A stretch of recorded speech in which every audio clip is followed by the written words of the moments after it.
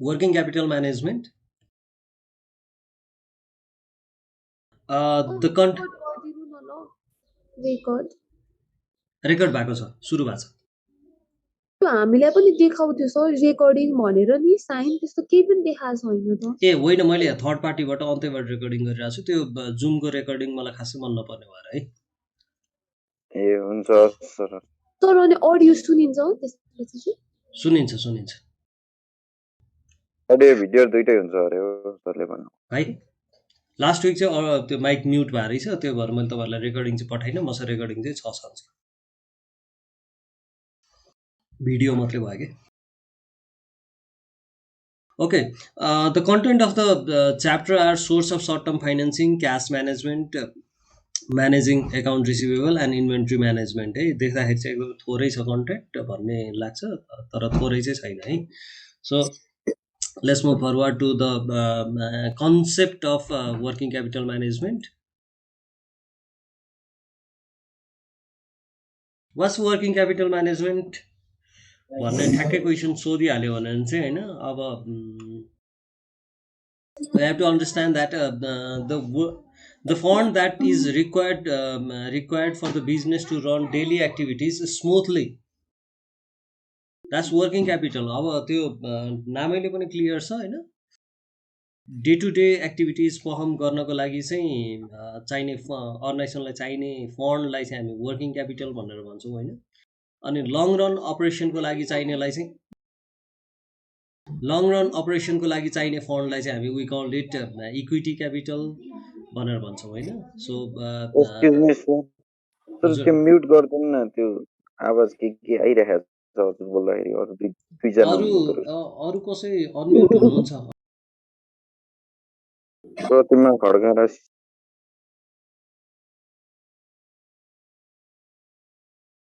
Just second है, एक second है, मेरो पनि यहाँ ढोका लगाइदिन्छु।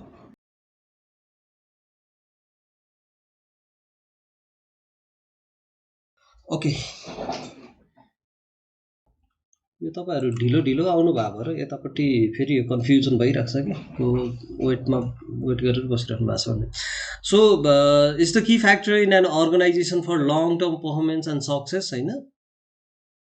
अब बेसिकली वर्किङ क्यापिटल कन्टिन्युसली तपाईँको डे टु डे स्मुथली एक्टिभिटिजहरू पर्फर्म गर्न सक्नुभयो, फाइनेन्सियल एक्टिभिटिजहरू स्मुथली कन्डक्ट गर्न सक्नुभयो भने small things will make a big difference that will eventually lead you to the longer term success होइन। So working capital is very essential भन्ने हिसाबले चाहिँ की फ्याक्टर भनेर भनिरहेको छ। The management of cash, marketable securities, account receivable, account payable and other means of short term financing are things that we consider under working capital management है। अब यसमा अस्तिको अघिल्लो च्याप्टरमा हामीले करेन्ट एसेट्स र करेन्ट लाइबिलिटिज भनेर जुन हेरेका थियौँ, करेन्ट एसेट्स र करेन्ट लाइबिलिटिजमा आउने टर्म्सहरू चाहिँ they are basically the working capital.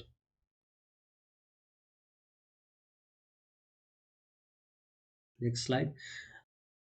Working capital management of the working capital is the management of current assets and current liabilities of the organization that I have just said to you. Based on the data, there are three concepts of working capital. They are gross working capital, net working capital र net operating working capital भन्ने हुन्छ। तीनटा concept छ, gross working capital, net working capital र net operating working capital। I have a separate slide for all of these three. Gross working capital, it is the firm investment on current assets. Current एसेट्समा कति investment गरेको छ भन्ने कुरा चाहिँ gross working capital हो होइन। Amount invested in various component of current assets भनेर भनेको छ। अब करेन्ट एसेट्समा इन्भेस्टमेन्ट र various component of current assets भनेको एउटै हो। They can be converted into cash within an accounting year है। सो करेन्ट एसेट्स भन्ने बित्तिकै चाहिँ तपाईँहरूले यो अहिले फेरि क्लासिफिकेसन पनि आउँछ पछाडि होइन। You have to understand that they are of temporary nature. So यो चाहिँ यसलाई चाहिँ हामीले क्यासमा कन्भर्ट गर्छौँ, त्यही एकाउन्टिङ इयर त्यही फाइनेन्सियल इयरभित्र चाहिँ हामीले यसलाई क्यासमा कन्भर्ट गर्छौँ भन्यो भने त्यो करेन्ट एसेट्स भयो होइन।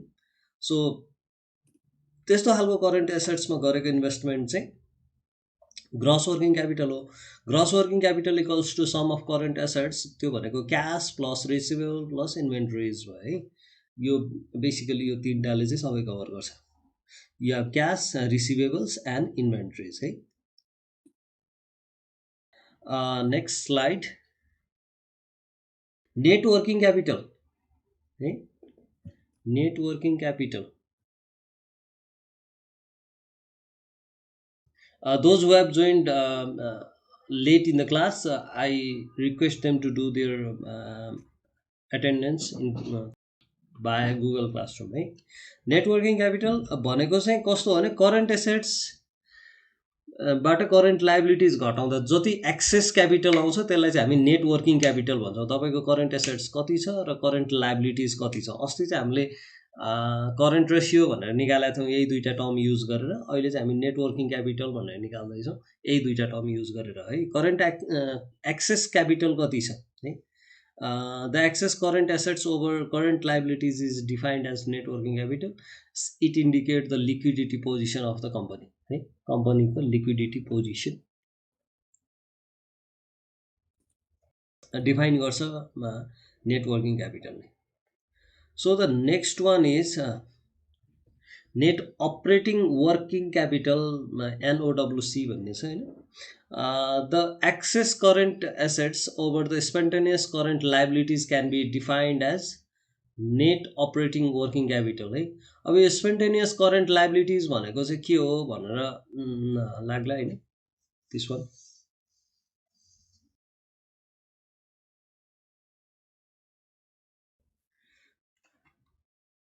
दिस स्पन्टेनियस करेन्ट लाइबिलिटिज भनेको चाहिँ नेचुरल्ली अकर हुने लाइबिलिटिजहरू हो क्या हैन।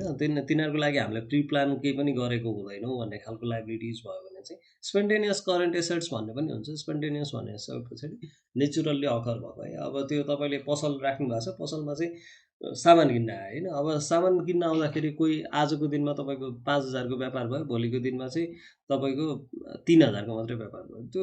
त्यो स्पन्टेनियसली अकर भएको चाहिँ तपाईँको सेल हो होइन। सो एक्टिभिटिज हो, नेचुरल्ली अकर। तपाईँ पसल थापेर बस्नु भएको छ, किन्न आउँछन् सामान होइन। So is expected but you don't know, you have no plan होइन। अब त्यो तपाईँलाई ठ्याक्कै आज चाहिँ 5,000 कै सेल हुन्छ र मलाई 5,000 कै क्यास फ्लो हुन्छ भन्ने चाहिँ तपाईँलाई त्यो थाहा हुँदैन होइन। सो त्यो सेल गर्दाखेरि अब स्पन्टेनियसली त्यो के अरे करेन्ट लाइबिलिटिज यहाँ कसरी क्रिएट हुन्छ भनेर इक्जाम्पलमा ट्रेड क्रेडिट एकाउन्ट पेएबल भनेर लेखेको छु मैले। तपाईँले चाहिँ अब के अरे व्यापार गर्नुभयो होइन, पसल राख्नुभयो, व्यापार गर्नुभयो। अनि त्यो पसल राख्दाखेरि चाहिँ अब सामान किनेर ल्याउनु भयो, अनि त्यसपछि त्यो सामान चाहिँ तपाईँले क्रेडिटमा किन्नुभयो है। क्रेडिटमा किन्नुभयो भने you have a account payable.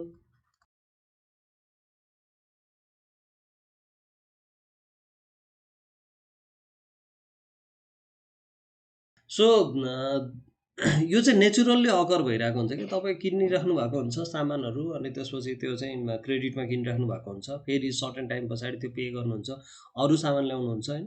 र त्यो त्यस्तो खालको चाहिँ के अरे लाइबिलिटिजलाई चाहिँ के भन्छौँ भन्दाखेरि हामी स्पन्टेनियस करेन्ट लाइबिलिटिज भन्छौँ। यसको अर्को क्यारेक्टरिस्टिक्स भनेको चाहिँ के हो भने होइन, इन्ट्रेस्ट तिर्नु पर्दैन। They are none interest bearing है। You don't have to pay interest on these things. Non-interest bearing current liabilities. Spontaneous current liabilities are also known as operating current liabilities or non-interest bearing current liabilities. है तपाईँले त्यस्तो चिजहरू जसको चाहिँ अब जस्तो के अरे इलेक्ट्रिसिटी, तपाईँको फ्याक्ट्री छ, इलेक्ट्रिसिटी अथोरिटीले चाहिँ आएर बिल दियो, तपाईँलाई 10,000 को बिल दिएको छ होइन। यो चाहिँ तपाईँको पेएबल भयो। अनि तपाईँलाई को लागि चाहिँ 20 डेजको चाहिँ लिमिट दिएको छ, 20 डेजभित्रमा चाहिँ यो पे गर्नुपर्छ भनेर भनेको छ। So until that 20 days you don't have to pay any interest or fine or any thing होइन, any additional charges. So these things are called, यो पनि के भयो भने स्पन्टेनियसली अकर भयो, तपाईँले गरिराख्नु भएको छ अनि इन्ट्रेस्ट बियर गर्दैन यसले। So these things is called spontaneous current liabilities है. So how do we calculate this net operating working capital भन्दाखेरि सर त्यहाँनेरि वेटिङमा बसिराख्नु भएको छ म त्यतै हेर्दै थिएँ है तपाईहरुसँग बोल्दा बोल्दै अहिले भर्खरै. अब यो वेटिङमा बस्ने पछि आउनेले चाहिँ वेटिङमा अलिकति लामै बस्नु पर्ने पनि हुन सक्छ, नदेखिन सक्छ हैन. त्यही भएर टाइममा अगाडि नै आउनु भयो भने चाहिँ बस्नु पर्दैन है. So we calculate this net operating working capital equals to current assets minus non-interest bearing current liabilities. We can calculate this. See? Let's move to next slide. Classification of types of investment in assets. मैले अघि classification हुन्छ, temporary assets हुन्छ है. Assets को investment को आधारमा classification गर्दाखेरि एउटा temporary हुन्छ. टेम्पोररी एसेट्स भनेको चाहिँ टेम्पोररी करेन्ट एसेट्स भनेको टेम्पोररी एसेट्स भनेको चाहिँ कस्तो भने they can be liquidated or they will be liquidated within this financial year and they are generally not replaced है. मैले जेनरली भनेको छु, generally not replaced by something else है. अब यो जेनरली चाहिँ किन भने भनेर भन्दाखेरि एउटा इन्भेन्ट्री भन्ने टर्म चाहिँ इन्भेन्ट्री चाहिँ कहिलेकाहीँ ठ्याक्कै त्यही आइटमले रिप्लेस पनि गरिरहेको हुन्छ. So accept that the most of the other things are not replaced. Okay? So all other things are that current assets are liquidated on that financial year, accounting year, and will not get those temporary current assets back again. त्यस्तो खालको assets त्यस्तो खालको current एसेट्सलाई चाहिँ हामी temporary assets भन्छौँ. जस्तो account receivable है, तपाईले कसैले तपाईलाई पैसा दिनुहुन्छ, पैसा दियो सिद्धियो है, अथवा तपाईले केही एडभान्स पेमेन्ट गर्नुभएको छ है, त्यो एडभान्स पेमेन्टको तपाईले काम लिनुभयो सिद्धियो है, त्यसपछि फेरि हुने भन्ने हुँदैन हैन. त्यो चाहिँ एसेट्स भएर बसिराख्दैन.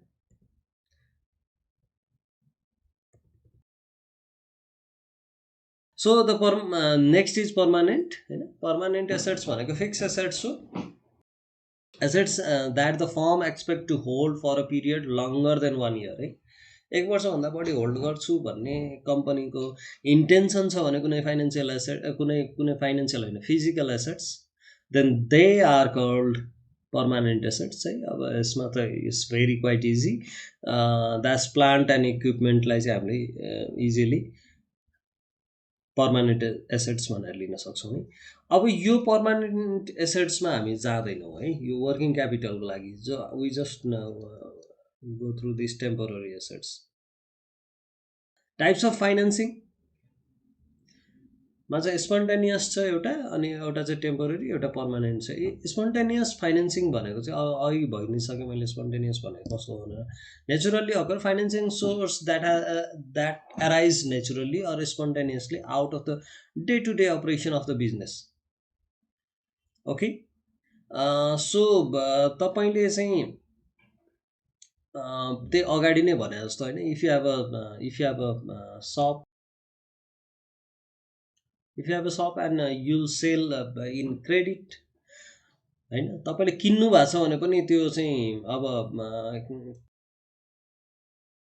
क्रेडिटमा किनेर ल्याउनु भएको छ भने पनि तपाईको लागि त अब it's a kind of financing भयो हैन. त्यो तपाईलाई चाहिँ सामान आइसकेको छ, तपाईले पे गर्नु भएको छैन त्यसको भन्यो भने that's a kind of financing भयो हैन. नेचुरली त्यो फाइनान्सिङ चाहिँ अकर हुन्छ त्यो बिजनेसमा, अनि it's a kind of financing. अनि तपाईले त्यो सामान बेच्नुहुन्छ अनि त्यसपछि सर्टेन टाइम पछि पे गर्नुहुन्छ नि त. सो एउटा चाहिँ यस्तो भयो है, यो जेनरली इज नट प्लान है. स्पोन्टेनियसको लागि हामीले छुट्टै प्लान गर्दैनौँ हैन. टेम्पोररी फाइनान्सिङ भन्ने हुन्छ हैन. 1 इयर अर सर्टर पिरियडको लागि चाहिँ तपाईले कुनै पर्पोजफुल अथवा तपाईले कुनै चाहिँ अब्जेक्टिभको साथमा चाहिँ फाइनान्सिङ खोज्नुहुन्छ भने चाहिँ then we come to temporary financing है. The example is overdraft. तपाईले ब्याङ्कमा गएर ब्याङ्कसँग एग्रिमेन्ट गरेर ओभरड्राफ्ट फ्यासिलिटी लिनुहुन्छ भने हैन, अनि द्याट्स अ टेम्पोररी फाइनान्सिङ. अथवा अनसेक्युर्ड ब्याङ्क लोन लिनुहुन्छ भने That's a temporary source of financing. Commercial paper भनेर I have written here commercial paper because the maximum maturity of commercial paper भनेको चाहिँ theoretically 270 days भनेर भन्छ. That's less than a year. So commercial paper is also a temporary source of financing है. Commercial paper भनेको अब यस kind of securities हैन, अब share जस्तै तपाईहरुले इन्भेस्ट के रे इस्यु गर्ने हो अनि त्यस पछाडी collect fund from this paper. Any question?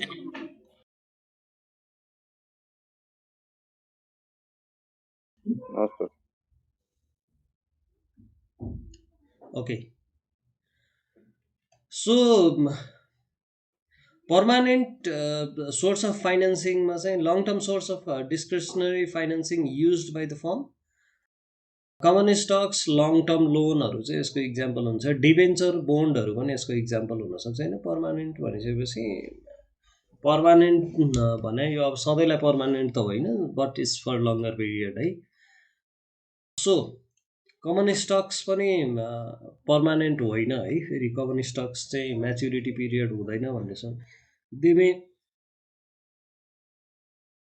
बाइब्याक those common stocks हैन. अब लङ टर्म लोन भन्छ, लोन त रिपेमेन्ट गर्नुपर्छ.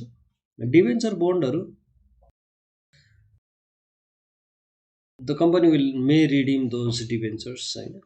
अनि but these sources are of long term है. अब generally more than a year भनेर भनेपछि बुझिहालिन्छ है. यसमा पनि हामी के गर्छौं, टेम्पोररी सोर्स अफ फाइनान्सिङ तिर जान्छौं है. यतातिर लङ टर्म चाहिँ चाहिएन हामीलाई. Source of short term financing है. अब हामी ठ्याक्कै कोर्सको कन्टेन्टमा लेखेकै टपिक चाहिँ के रे उ चाहिँ यो थियो. यो भन्दा अगाडि चाहिँ हामी we are trying to understand what is working capital management, how working capital management works भन्ने कुरा चाहिँ हेर्दै थियौं. त्यही भएर अलिकति क्विकली पनि गएको है. So source of short term financing. Short term financing हेर्दाखेरि चाहिँ अब हामीले कसरी सर्ट टर्म फाइनान्सिङ पाउन सक्छौं भन्दाखेरि सोर्स के हुन सक्छ भन्दाखेरि हामीलाई बैंक एन्ड फाइनान्शियल इन्स्टिट्युसन्सले चाहिँ एकदमै हेल्प गर्छ है सर्ट टर्म फाइनान्सिङको लागि. Bank and financial institutions they generally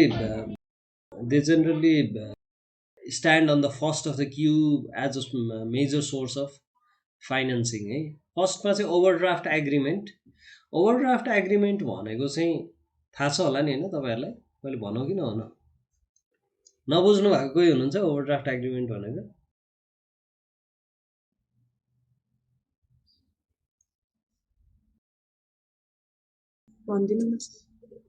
भनिदिनुस्. Okay. is an agreement with you between you and your bank so that the bank will allow to withdraw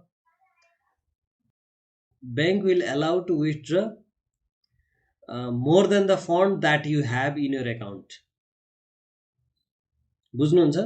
तपाईको एकाउन्टमा भएको fund भन्दा धेरै विथड्र गर्न दिने फ्यासिलिटीलाई चाहिँ ओभरड्राफ्ट भन्छ. तपाईको एकाउन्टमा चाहिँ 5 लाख रुपैयाँ थियो, बैंकले चाहिँ तपाईलाई 8 लाख रुपैयाँसम्म चाहिँ विथड्र गर्न दिन्छ हैन. अब यो चाहिँ भनेको bank has provided you the overdraft of 300,000.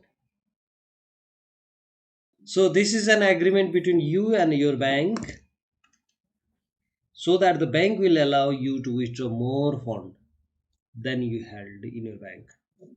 Sir त्यो कसरी मिल्छ सर? सेभिङ अकाउन्ट्समा त मिल्दैन. हजुर हजुर. सेभिङ अकाउन्ट्समा त मिल्दैन त्यो हैन. होइन यस्तो हो, bank will check your credibility before providing this overdraft facility हैन. अब सबैलाई दिन्छ भन्ने दिनै पर्छ भन्ने पनि छैन. यो ओभरड्राफ्ट फ्यासिलिटी पनि लोन हो के. तपाईले यो तपाईको बैंकमा चाहिँ तपाईले 5 लाख रुपैयाँ राख्नु भएको छ तपाईको आफ्नो खातामा. 5 लाख रुपैयाँ निकाल्दासम्म चाहिँ तपाईलाई केही भएन, बैंकले केही पनि चार्ज गर्दैन. 5 लाख रुपैयाँबाट एडिसनल निकाल्न थाल्नु भने bank will charge certain amount for you है युजिङ दैट ओभरड्राफ्ट फ्यासिलिटी. अनि जस्तो ओडीको त नेचर हुन्छ नि त सर. मैले एउटा लिमिट पाएको हुन्छु हैन. ओडी भनेको पनि लोन नै हो. मैले एउटा लिमिट पाएको हुन्छु, त्यो लिमिट भित्र चल्ने हो नि त हैन. तपाईँले यो नेपालको कन्टेक्स्टमा नेपालको ब्याङ्कले दिएको ओडी भनेर बुझिराख्नु भएको छ होइन। हजुर अब त्यो ओडीको लागि चाहिँ छुट्टै एकाउन्ट खोलेर छुट्टै एकाउन्टमा चाहिँ यति चलाउनुपर्छ भनेर त्यसरी युज गरिरहेछन् होइन, which is a bit a wrong practice in Nepal होइन। तर ओभरड्राफ्ट भनेको चाहिँ कस्तो भने तपाईँको सेभिङ एकाउन्टमै तपाईँले राख्नुहुन्छ, तपाईँको क्रेडिबिलिटीको हिसाबले चाहिँ ब्याङ्कले चाहिँ तपाईँलाई के अरे अब 1 लाख 2 लाख 5 लाख 10 लाख अब depending upon your credibility bank will provide additional withdraw facility, त्यसलाई नै ओभरड्राफ्ट भन्छ है। एकदम सिम्पल छ यो बाहिरतिर चाहिँ प्र्याक्टिसमा छ सर यो? हजुर हजुर, कुन देशतिर प्र्याक्टिसमा छ सर? इन्डियामै प्र्याक्टिसमा छ नि, इन्डियामै छ है? इन्डियामै प्र्याक्टिसमा छ। I have that OD facility when I was in UK है, मैले आफैले युज गर्थेँ है। सो नेपालमै पनि प्र्याक्टिसमा थियो सर पहिला। नेपाल होइन, नेपालमा चाहिँ कस्तो प्र्याक्टिसमा छ भने नेपालमा चाहिँ अब सेभिङ अकाउन्टमै पनि ओभरड्राफ्ट गर्न पाइन्थ्यो पहिला। हजुर अहिले चाहिँ पाइँदैन। हजुर पहिला चाहिँ सेभिङ अकाउन्टमै पनि ओभरड्राफ्ट गर्न पाइन्थ्यो, के अरे ओडी लिन पाइन्थ्यो। Okay okay, thank you Krishnaji, I have no idea about that है। ओके होइन, जेनरल कन्सेप्ट होइन यो चाहिँ के अरे जेनरल कन्सेप्ट भनेको चाहिँ तपाईँले एउटा एकाउन्ट होल्ड गर्नुहुन्छ ब्याङ्कमा, त्यो एकाउन्टमा आफूसँग हुँदा पैसा लगेर डिपोजिट गर्नुहुन्छ, नहुँदाखेरि ब्याङ्कले एडिसनल विथड्र फेसिलिटी दिन्छ भने त्यसलाई ओभरड्राफ्ट। अनि त्यसपछि यो सर्ट टर्म फाइनेन्सिङको सोर्स भने यो ओडी चाहिँ तपाईँले if you are using that OD then it's a source of financing for your organization होइन। अब अर्गनाइजेसनलाई चाहिँ अर्गनाइजेसनको क्रेडिबिलिटीको हिसाबले चाहिँ ओडी फेसिलिटी ब्याङ्कले चाहिँ दिन सक्छ है। अब सर्ट टर्म लोन भनेर भनेको छ, सर्ट टर्म लोनलाई चाहिँ हामी एउटा टर्म युज गर्छौँ ब्रिज फाइनेन्सिङ भनेर भन्छौँ क्या।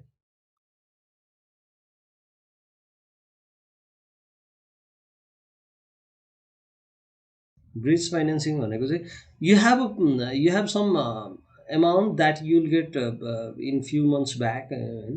अनि त्यसपछि तपाईँलाई चाहिँ अहिले चाहिँ फन्ड चाहिरहेछ भने तपाईँ यो सर्ट टर्म लोन 2 महिना 3 महिना 4 महिनाको लागि यो लोन लिनुहुन्छ, त्यो सर्टेन टाइम पछाडि चाहिँ तपाईँलाई यो फन्ड आएपछि you will pay back this short term loan है। सो यो सर्टेन टाइमको लागि मात्र ब्रिज गर्नु परिरहेछ। तपाईँलाई आजको वर्किङ क्यापिटल चलाउनको लागि चाहिँ होइन, आजको डे टु डे अपरेसन चलाउनको लागि चाहिँ तपाईँलाई पैसा चाहिरहेछ, तर पैसा चाहिँ तपाईँको सर्टेन पैसा चाहिँ केही महिना पछाडि आउँदैछ, 1-2 महिना पछाडि, 1-2 हप्ता पछाडि पनि हुनसक्छ है। सो केही समय पछाडि आउँदैछ भन्यो भने अनि यो चाहिँ हामी सर्ट टर्म लोन लिएर ब्रिज फाइनेन्सिङ गर्छौँ है। यो चाहिँ अब ब्याङ्कसँगै नै। त्यसपछि एकाउन्ट रिसिभेबल फाइनेन्सिङ है। एकाउन्ट रिसिभेबल फाइनेन्सिङ भनेको पनि it's a kind of bridge financing नै हो होइन। यो चाहिँ अब यो चाहिँ तपाईँले सर्ट टर्म लोन लिँदाखेरि you don't have to say होइन मेरो यो सर्टेन टाइम पछाडि लोन के अरे यो एमाउन्ट आउँदैछ यसले चाहिँ म ब्याकअप गर्छु भनेर भनिराख्नु पर्दैन। मलाई चाहिँ अहिलेलाई पैसा चाहिएको छ so I need a loan भनेर डाइरेक्टली भन्ने हो सर्ट टर्म लोनमा चाहिँ। एकाउन्ट रिसिभेबल फाइनेन्सिङमा चाहिँ तपाईँ के गर्नुहुन्छ भने you will convince the bank होइन, मैले चाहिँ यो यतिको क्रेडिट सेल गरेको छु होइन, यो क्रेडिट सेल चाहिँ मेरो 2 मन्थ रिसिभेबल टाइम हो, 2 महिना पछाडि यो आउँदैछ।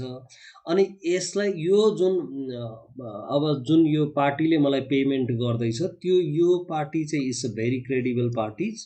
सो यो एकाउन्ट रिसिभेबललाई नै मैले चाहिँ कोल्याट्रल राखेर आई निड सर्टेन लोन भनेर चाहिँ मैले लोन माग्न गएँ भने त्यसलाई चाहिँ यो एकाउन्ट रिसिभेबल फाइनेन्सिङ भन्छ है। यो एकाउन्ट रिसिभेबल फाइनेन्सिङमा चाहिँ तपाईँले जे कुरा चाहिँ पाउँदै हुनुहुन्छ अब 2-3 महिना पछाडि सर्टेन टाइम पछाडि त्यसलाई नै चाहिँ कोल्याट्रलको रूपमा युज गरिन्छ। बुझ्नुहुन्छ?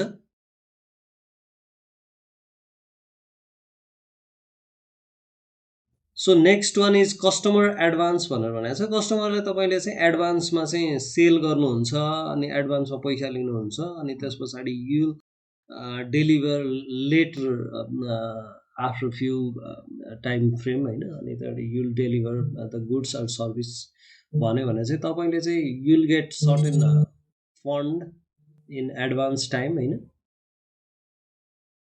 त्यसलाई पनि एउटा सर्ट टर्म फाइनेन्सिङको मिन्सको रूपमा लिन सकिन्छ होइन। जस्तो आइभ सिन दोज हाउसिङ बिजनेसमा चाहिँ यो भएको देखाएको थियो कि यो अपार्टमेन्टहरू होइन अनि यो हाउसिङ कम्पनीजहरूले चाहिँ अगाडि नै पेमेन्ट लिने अनि त्यसपछि 6 महिना पछाडि 1 वर्ष पछाडि चाहिँ त्यो घरहरू होइन अपार्टमेन्टहरू डेलिभर गर्ने गरेको नेपालमा देखेको थिएँ है। एडभान्समा पेमेन्ट तपाईँहरू बुकिङ गर्नुहोस् न 10% 20% दिएर बुकिङ गर्नुहोस् न भनेर भन्छ नि। So they will receive some certain fund. They don't have to provide the service while they receive those bookings, you know, while they get. Sir यो के घेरेर घुरेर कराइरहेको यहाँ अर्पणा रोशन अनि त्यसपछि एक दुईजनाको माइक अन देखिरहेको छु। I think this problem from. Please mute yourself. Right?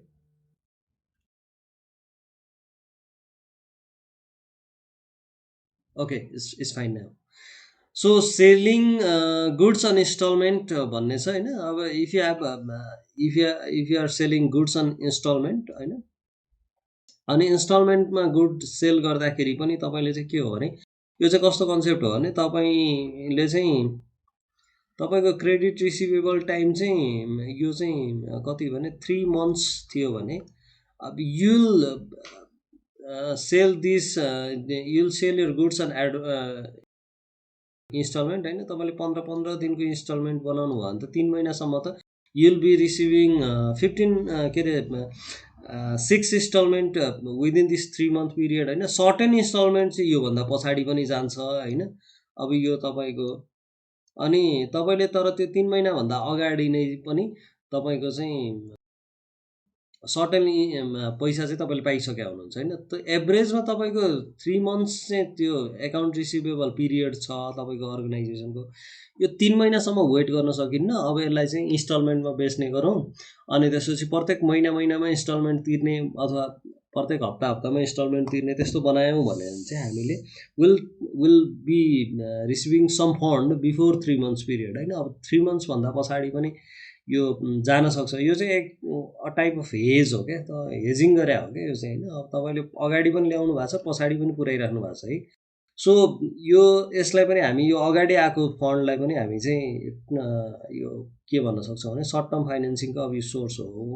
Fund आइराखेको हुन्छ हैन। So you can use this fund भन्ने हिसाबले चाहिँ युज गर्न सक्छौँ हैन। अनि लास्ट वानमा चाहिँ issue of short term instrument like commercial paper भनेर भनेको छ। अब सर्ट टर्म सेक्युरिटिजहरू चाहिँ इस्यु गर्न सक्छ है अर्गनाइजेसनले। कमर्सियल पेपर हुनसक्छ हैन। अनि there will be some other इन्स्ट्रुमेन्ट्सहरू हुनसक्छ हैन।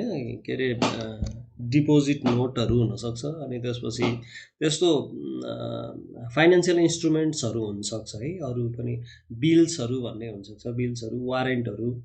सो जसको चाहिँ म्याच्युरिटी पिरियड इयरसम्म छ है, म्याक्सिमम इयर। गभर्मेन्टले हो भने चाहिँ गभर्मेन्टले के बेचिरहेको हुन्छ भने सर्ट टर्म फाइनेन्सिङको लागि ट्रेजरी बिल्स बेचिरहेको हुन्छ। ट्रेजरी बिल्सबाट चाहिँ यति पैसा कलेक्सन गरिरहेको छ भनेर सेन्ट्रल ब्याङ्कले रिपो रिभर्स रिपो युज गरिरहेको हुन्छ है सर्ट टर्म फाइनेन्सिङको लागि।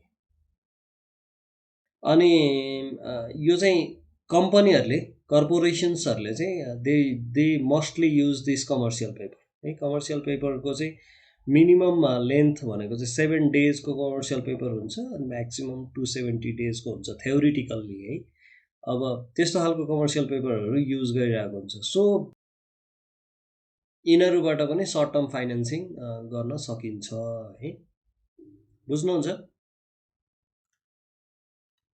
यो 5 नम्बरमा अलिकति कन्फ्युजन भएको छ। 5 नम्बरमा सेलिङ गुड्स अन इन्स्टलमेन्ट भनेर भने है। म अलिकति लामो तपाईँको एउटा कम्पनी छ त्यसले चाहिँ अब क्रेडिटमा सेल गरिहाल्नुपर्छ हैन। क्रेडिटमा सेल गर्नु भनेको नौलो कुरै भएन। तपाईको चाहिँ एभरेज क्रेडिट कलेक्सन पिरियड चाहिँ 6 महिना छ। तपाईको अब त्यस्तै ठुल्ठुलो बिजनेस गर्नुहुँदो रहेछ हैन, ठुल्ठुलै सामान बेच्नुहुँदो रहेछ। 6 महिनाको चाहिँ क्रेडिट कलेक्सन पिरियड छ। तर तपाईले के गर्नुभयो भने अब 6 महिना वेट गर्नु भन्दा यो चाहिँ 6 महिनासम्म चाहिँ मन्थली इन्स्टलमेन्टमा 1 2 3 4 5 6 अनि 7 8 तपाईँले चाहिँ अब यो 6 मन्थमा चाहिँ तपाईँको पैसा आउँछ नर्मल्ली यो इन्स्टलमेन्टमा नबेच्ने अनि त्यसपछि क्रेडिटमा सेल गर्ने हो भने चाहिँ 6 महिनामा पैसा आउँछ तपाईँलाई। अब तपाईँले चाहिँ के गर्नुभयो भने इन्स्टलमेन्टमा चाहिँ म चाहिँ इन्स्टलमेन्टमा बिक्री गर्छु भनेर भन्नुभयो है। I'll provide you a installment facility. You have to pay me a monthly installment of monthly installment 9 महिनामा चाहिँ पे गरेर सक्न पाउनुहुन्छ भनेर उसले के सोच्छ भने 9 महिनाको टाइम फ्रेम पाएँ नि त मैले 6 महिनाको सट्टामा भन्ने सोच्छ हैन त्यो कस्टमरले। बट त्यसको बेटर पार्ट भनेको चाहिँ के हो भने तपाईँले सर्टेन पोर्सन चाहिँ एक फर्स्ट मन्थदेखि नै पाउन थाल्नुहुन्छ के। फर्स्ट मन्थमा नि केही पैसा पाउनुहुन्छ, सेकेन्ड मन्थमा नि केही पैसा पाउनुहुन्छ हैन। यो पैसा तपाईँलाई आउने भइसकेपछि पैसा कहाँबाट आउँछ भनेर हेरिरहेको हो क्या हामी, सर्ट टर्म फाइनेन्सिङको सोर्सेस हेरिरहेको हो। सो यो पैसा आउने ठाउँ खोजिरहेको हामी। यहाँ तपाईँले चाहिँ पैसा आउने ठाउँ भेटिसक्यो कि यो फर्स्ट इन्स्टलमेन्ट उसले तिर्छ पैसा पाइराख्नु भएको छ, सेकेन्ड मन्थ तिर्छ पैसा पाइराख्नु भएको छ, थर्ड मन्थको इन्स्टलमेन्ट तिर्छ तपाईँले पैसा पाइराख्नु भएको छ। यसको डिमेरिट्स भनेको के हो भने तपाईँले 6 महिना पुग्दाखेरि सबै पैसा पाइसकेको हुनुहुन्थ्यो हैन, तर यहाँनिर चाहिँ 9 महिनासम्म कुर्नु परेछ सबै पैसा पाउनको लागि। तर यसको मेरिट्स भनेको के हो भने अब त्यो 6 महिनाको पिरियडमा चाहिँ यो कम्पनी तपाईँले जसलाई बेच्नु भएको छ यो चाहिँ ब्याड डेब्ट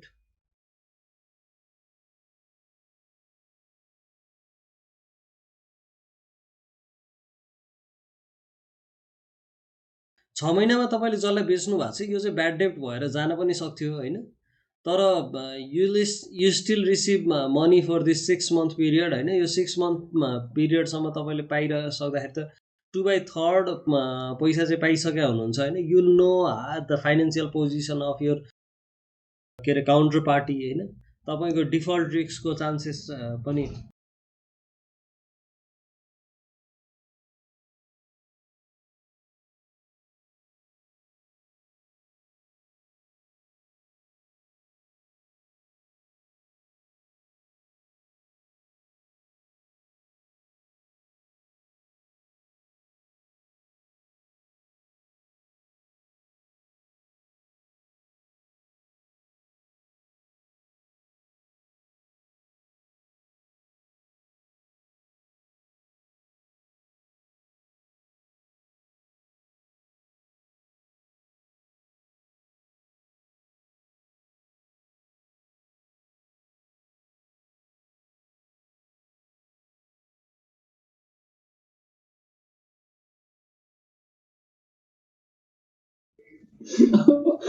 अब फर्स्टमै एक्सक्युज माग्नु नमिल्ने त्यही भने दिक्क लाग्दछ। अनि अर्को सरकारको के असाइनमेन्ट छ क्या त्यो थाहा भएन है मलाई, इमेल गरिदिन्छु भन्ने जस्तो लाग्थ्यो। डेडलाइन त सन्डे हो, हजुर डेडलाइन सन्डे हो कि दुईटैको। के अरे अर्कोको चाहिँ समरी गर्नु भन्नुभएको छ सरले। एचआरएम होइन डेडलाइन दुईटैको त सन्डे हो।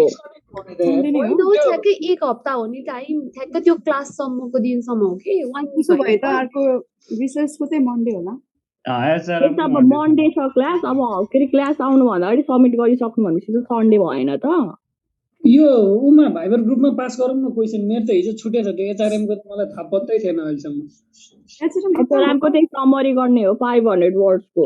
एचआरएम को होइन के, एचआरएम को हैन, रिसर्चको मन्डे वाला होइन, म्यानेजिङ होइन उसको म्यानेजिङ इनोभेसनको एचआरको होइन, म्यानेजिङ इनोभेसन एन्ड क्रिएटिभिटीको हो कि असाइनमेन्ट। त्यही हो। ए जो हामीले पढेको त्यो हो है, म्यानेजिङ इनोभेसन मन्डे जुन सब्जेक्ट हो त्यस्तै हो कि। मेरो पनि पुरै गन्जाबल भएको छ दिमागमा। यो म्यानेजिङ इनोभेसन र क्रिएटिभिटी अनि एचआरएम पढाउने सर एउटै हो होइन, फरक हो। माय गॉड, ए भगवान सबै म जस्तै भएर छ। त्यो क्वेसन चाहिँ भाइबर ग्रुपमा पाऊँ न, मेरोमा त छैन क्वेसन। एउटाको चाहिँ समरी गर्ने हो अहिलेसम्म पढाएको जति, अनि अर्को चाहिँ अब अहिलेसम्म के पढेको छैन, अब के समझ गर्नु। टपिकको बारेमा लेख्ने हो समरी 500 वर्डमा कपी पेस्ट। सरले अस्ति कहाँसम्म पुग्यो भन्दाखेरि हामीले भनेन नि त, अनि सरले चाहिँ त्यही न्युमा चाहिँ समरी लेख भन्नुभएको कि अहिलेसम्म पढेको कुरा। यो आयुष सरको चाहिँ टाइप हो कि ह्यान्ड रिटन हो? रिटेल अलाउड छ मन लाग्दै जे गरे पनि हुन्छ। तपाईहरुको सक्यो गफ? ल है साथीहरूले समरी लेखेर चाहिँ यसो भाइरल साइबरमा हालिदिउँ है, त्यसैलाई हामी यसो टाकटुक प्रकारले चाहिँ चेन्ज गरेर हाल्छौँ। सुमेशजी सर आइसक्नु भयो ए हुन्छ। हैन म अघि नै आएको थिएँ है, सुनिरहेको थिएँ तपाईहरुको गफ। ल ठिकै छ, तपाईहरु बोल्नु त पनि रहेछ के।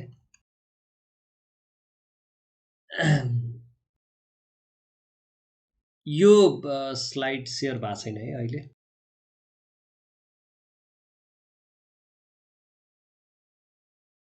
ओके, यो स्लाइडमा भएको कन्सेप्टमा हामी कहाँनिर भन्दासम्म म यहाँ कनेक्सनमै थिएँ, त्यसपछि गएँ है। So basically installment selling goods अनि इन्स्टलमेन्ट भनिसकेपछि तपाईँले सर्ट एन्ड टाइमसम्म चाहिँ इन्स्टलमेन्टमा पैसा पाउनुहुन्छ। So you will know the position of your counter party होइन, ऊ डिफल्ट हुन सक्ने चान्सेस छ कि छैन भन्ने कुरा चाहिँ तपाईँले अलि ढिलो थाहा पाउनुहुन्थ्यो भने त्यो अगाडि नै थाहा पाउनुहुन्छ त्यसको बेनिफिट भनेको होइन। डिमेरिट्स भनेको चाहिँ यति एउटा हो कि तपाईँले फाइनल पेमेन्ट पाउँदाखेरि अलि लामो समय जान्छ होइन, त्यति मात्रै यसको चाहिँ डिमेरिट छ है।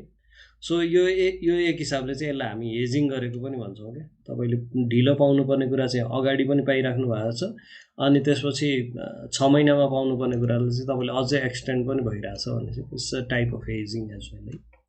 So let's move to next slide. Sources of short-term financing. Long-term sources of working capital is not in your syllabus. हजुर सरले थोरै यसो गरे सर, त्यो रेपो भने चाहिँ के हो सर खास? रेपो भनेको रिपर्चेज एग्रिमेन्ट। तपाईँले आज केही कुरा सेल गर्नुहुन्छ होइन, अनि त्यसपछि यु हेभ those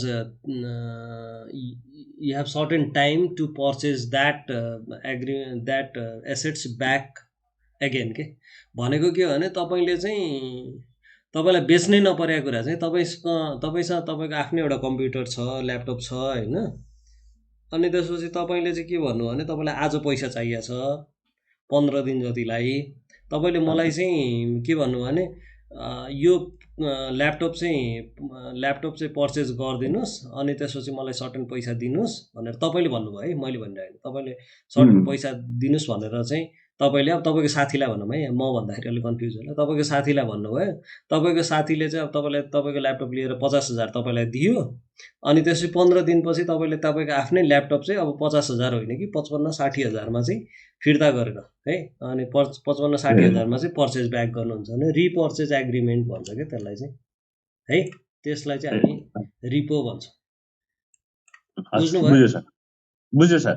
बुझ्नुभयो है। गभर्मेन्टले रिपर्चेज एग्रिमेन्ट चाहिँ फेरि त्यो सेक्युरिटिजहरू, बोन्ड गभर्मेन्ट बोन्डहरू त्यस्तो चाहिँ अब त्यो इकोनोमीमा मनी म्यानेजमेन्टको लागि चाहिँ त्यो रिपर्चेज एग्रिमेन्टहरू रिपोको उल्टो पनि हुन्छ क्या, फेरि किनिरहेको पनि हुन्छ क्या। रिभर्स रिपो भनेको चाहिँ, रिपो भनेको बेचिरहेको भयो होइन, रिभर्स रिपो भनेको चाहिँ किनिरहेको पनि हुन्छ। त्यो इकोनोमीमा त्यो चाहिँ गरिरहेको हुन्छ है। इन्ट्रेस्टहरु के लाग्छ कि कुन बेसिसमा? इन्ट्रेस्ट लाग्ने भन्दा पनि त्यो डाइरेक्ट इन्ट्रेस्ट चाहिँ लाग्दैन होइन, अनि इन्डाइरेक्ट इन्ट्रेस्ट लाग्छ कि। इन्डाइरेक्ट इन्ट्रेस्ट भनेको चाहिँ तपाईँले आज चाहिँ 50,000 मा चाहिँ त्यो तपाईँको ल्यापटप दिनुभएको थियो, तर 15 दिन पछाडि नै तपाईँले 55,000 तिर्नुपर्छ कि त्यो ल्यापटप किन्नलाई भनेको indirectly you have to pay 5,000 as interest है, न 15 डेको इन्ट्रेस्ट के। पहिले डिलमा हुन्छ सर, पहिले डिल हुनै पर्यो नि, कन्ट्र्याक्ट पढ्नु भयो होला नि होइन।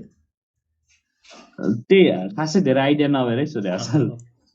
ओके, होइन त्यही नै हो त्यो चाहिँ है, बेसिकल्ली त्यही नै हो। So long term sources of working क्यापिटलमा चाहिँ first one is retained profit. Retained profit भनेको चाहिँ कस्तो भने तपाईको सर्टेन प्रॉफिट चाहिँ अर्गनाइजेसनले सर्टेन नेट प्रॉफिट कमाएको छ, अनि यो नेट प्रॉफिटबाट चाहिँ वी डिस्ट्रिब्युट डिभिडेन्ड हैन,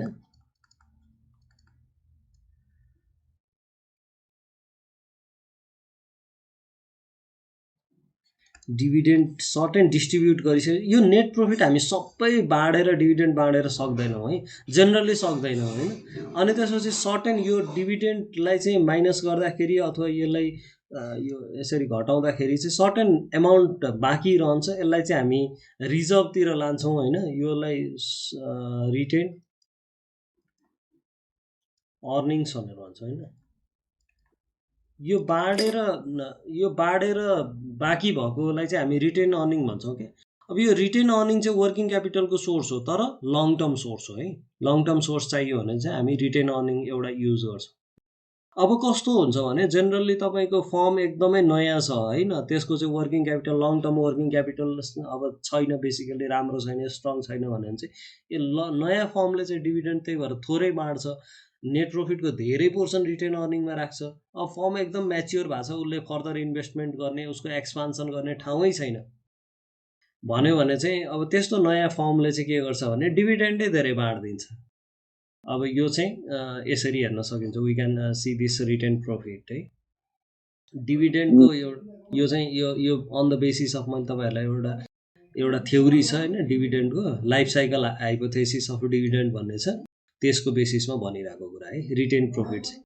प्रोभिजन फर डिप्रिसिएसन पनि अब डिप्रिसिएसनको लागि हामीले जसरी छुट्याउँछौँ यो पनि indirect source of long term working capital हो। कसरी भन्दाखेरि तपाईँले अब एउटा भेहिकल किन्नुभयो 1 करोडको होइन, 1 करोडको भेहिकलमा तपाईँले 20% डिप्रिसिएसन गर्नुभयो, त्यो भेहिकलको भ्याल्यु 80 लाख्स भनेर छुट्याएर राख्नु भएको छ होइन। सो त्यो 20 लाख रुपियाँ चाहिँ जुन डिप्रिसिएट गर्नु भएको छ नि होइन, त्यो त्यसरी डिप्रिसिएट गरेर तपाईँको उसमा चाहिँ एकाउन्ट बुकमा जसरी कि मेन्टेन गरिराख्नु भएको छ। सो यसले पनि के गरिरहेको हुन्छ भने तपाईँको अब त्यो सर्टेन इयर्स पछाडि स्क्रैप भ्यालुमा आउँदाखेरि तपाईँले त्यो डिप्रिसिएसनबाट छुट्याएको पैसा चाहिँ you will have a fund to buy a new vehicle of that same amount के है। अब अरू कुराहरू कन्स्ट्यान्ट राख्दाखेरि त्यो भेहिकलको प्राइस त्यही छ भन्ने एजम्सन गर्दाखेरि चाहिँ होइन, तपाईँले इन्डाइरेक्टली चाहिँ यो working capital long term working क्यापिटलको सोर्स यसलाई बनाउन सक्नुहुन्छ होइन। सेयर क्यापिटल भनेको त अब एकदमै यो सबभन्दा सजिलो कुरा भइहाल्यो। कमन इक्विटी कमन स्टक्स चाहिँ तपाईँले पब्लिकलाई होइन आइपिओ गरेर बेच्नुहुन्छ। सो अनि योबाट कलेक्सन गरेको फन्ड चाहिँ long term source of working capital भइहाल्यो।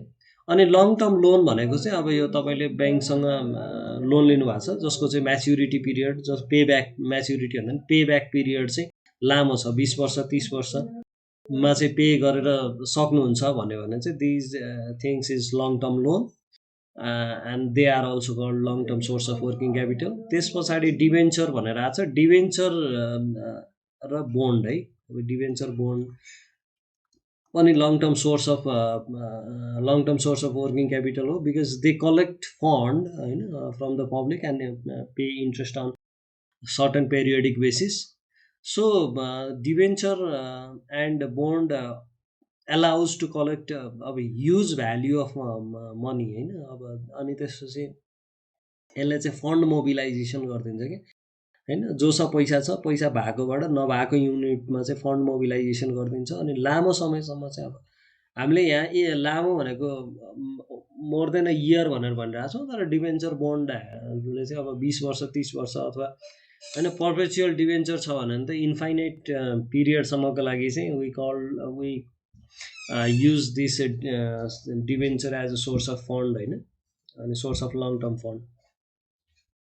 सो यति retained earnings, provision for depreciation, share capital, long term loan र डिभेन्चर भन्ने चाहिँ long term source working capital.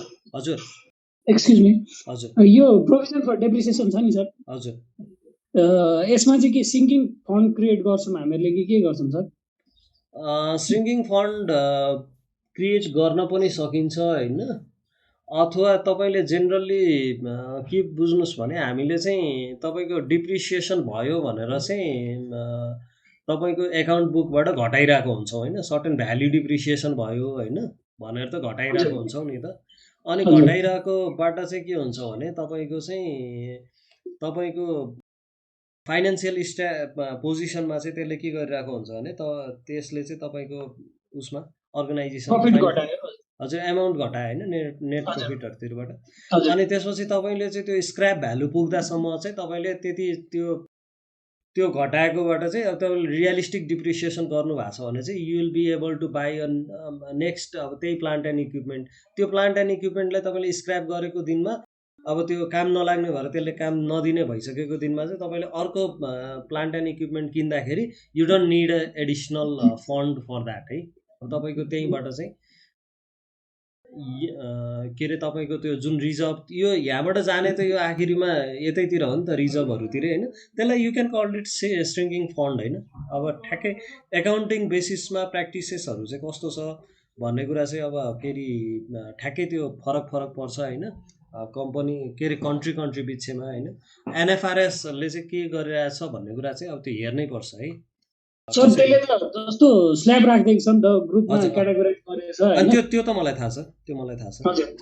अनि हामीहरूको त त्यो भन्दा अरु जाने त उपाय नै छैन नि हैन नेपालमा त। छैन, त्यही नै गर्ने हो। अनि त्यसमा त सर जस्तो वर्षेनी certain rate of depreciation charge गर्छौं नि त हामीहरूले हैन, प्रोभिजन बनाउने त व्यवस्था छैन होला नि त त्यसमा फेरि।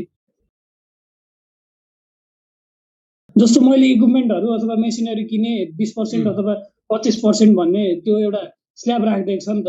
भनौं म्याक्सिमम 10 वर्षमा त एउटा कुनै एसेट किने भने त्यो त निल हुन्छ नि त इन्कम ट्याक्सको पर्पज अनुसार त हैन।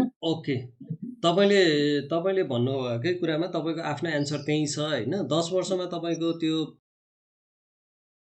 अब प्लान्ट एन्ड इक्विपमेन्ट चाहिँ स्क्रैप भ्यालुमा पुग्छ हैन। हजुर 10 वर्षमा त गइसक्छ सर एउटा ल 10 वर्षमा गइसक्छ। तर तपाईले त्यहाँ के भनिराख्नु भएको छ भने त्यो चाहिँ तपाईको त्यो पैसा त तपाईले जति कमाइराख्नु भएको छ नि, कमाइराख्नु भएको पैसाबाट घटाइराख्नु भएको हुन्छ नि डिप्रिसिएसन भनेर।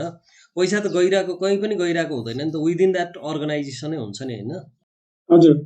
अनि त्यसलाई चाहिँ हामी त्यसलाई चाहिँ अब त्यो मतलब जुन हिसाबले पनि राख्न सक्छौं के, एउटा स्ट्रिङ्गिङ फन्ड क्रिएट गरेर पनि राख्न सक्छौं हैन। अनि त्यसपछि त्यसलाई चाहिँ रिजर्भ्सहरु जनरल रिजर्भ्सतिर लगेर पनि राख्न सक्छौं हैन। त्यो चाहिँ प्रब्लम त्यो अब कसरी एकाउन्टिङ प्र्याक्टिस गर्ने भन्ने कुरा, कसरी गर्न दिने कसरी गर्ने भन्ने कुरामा चाहिँ भर पर्छ हैन। That's not a big deal. तर मेन कुरा चाहिँ के हो भने त्यो फन्ड चाहिँ त्यो फन्ड अर्गनाइजेसन भित्रै भइरहेको हुन्छ नि त हैन। कहीँ तपाईले प्रॉफिटबाट यति घटिरहेको छ भनेर अथवा घटाउँदाखेरि पनि त्यो बाहिर गइरहेको त होइन नि त हैन। तपाईको भ्याल्यु मात्रै घटेको छ भनेर घटाइराख्नु भएको छ नि हैन। हजुर, नन क्याश एक्सपेन्सेस हो हैन। सर अनि हामीले यो पढिरहेछौं नि, जुन फाइनान्स पढिरहेछौं नि, यो चाहिँ हामीहरू एनएफआरएस अनुसार एनएस अनुसार पढ्दै छौं कि के गर्दै छौं सर अहिलेको चाहिँ? एनएफआरएस अनुसार पढ्दै छौं यो हामी एकदम बेसिक कन्सेप्टमा छौं हैन। एनएफआरएस अनुसारको डिटेल्समा चाहिँ हामी छैनौं है। अब त्यो डिटेल्समा चाहिँ हेर्न पाए भने राम्रो हुन्थ्यो, but it's a very difficult task हैन। किन भन्दा त्यो एकदमै माइन्युटली गएको छ हैन। अनि हामी चाहिँ यो बेसिक कन्सेप्टमै छौं के यसको चाहिँ है। प्रिन्सिपल थ्योरिजहरु के हुन्छ भन्नेमै हामी त्यो पोर्सनबाटै मात्रै हेरिरहेछौं के। यस सर। यो सर्टेन थिङ्सहरुको प्रिन्सिपलले के भन्छ भन्ने कुराहरुमा मात्रै छौं है। हस्, thank you sir. Okay, let's move to next. यो क्याश म्यानेजमेन्टमा पुग्यौं है। क्याश म्यानेजमेन्ट भन्दा अगाडि I have certain things.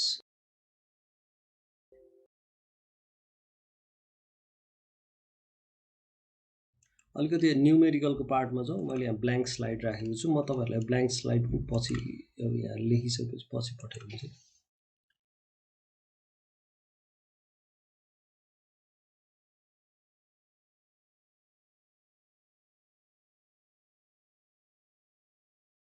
Just second है।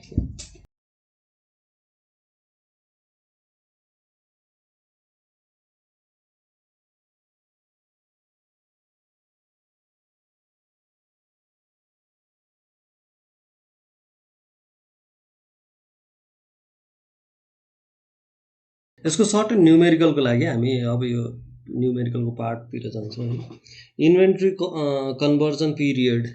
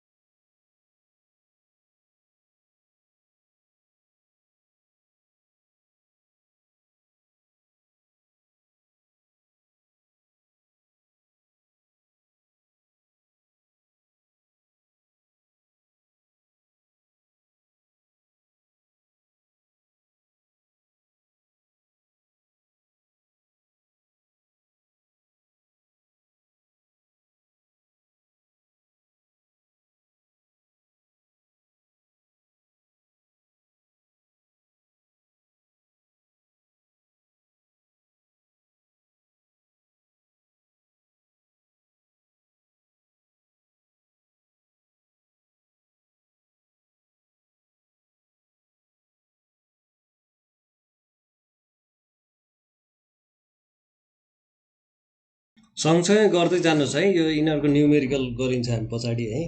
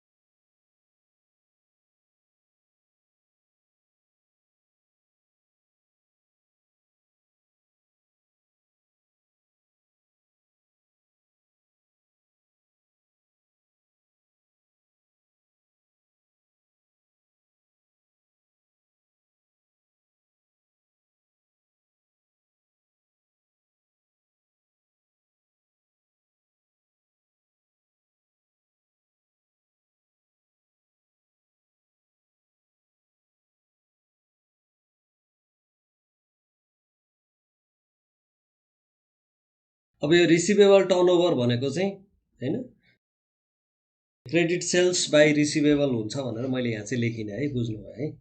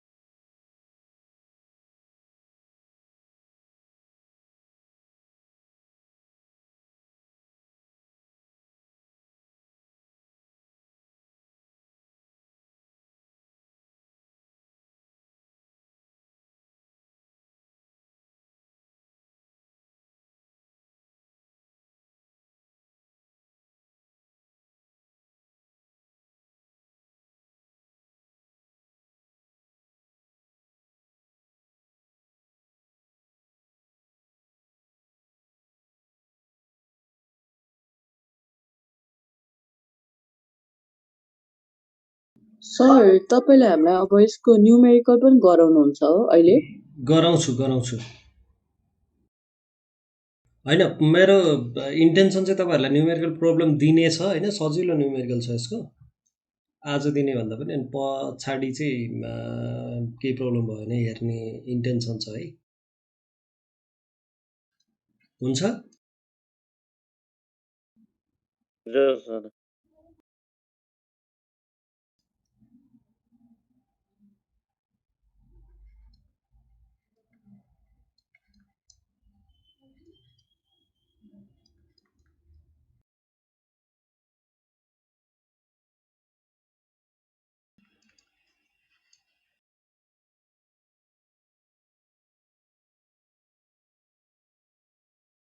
कतै बुझिएन भने सोध्नु होला है।